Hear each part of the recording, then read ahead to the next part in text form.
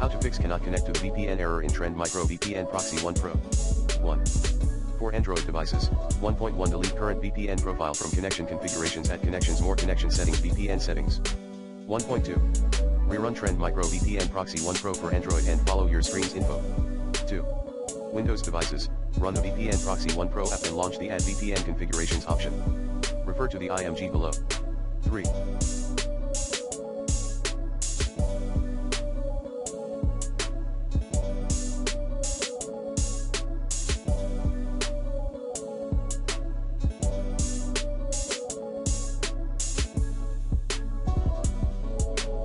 Mac devices, 3.1 Delete VPN Proxy 1 Pro configuration in network under System Preferences.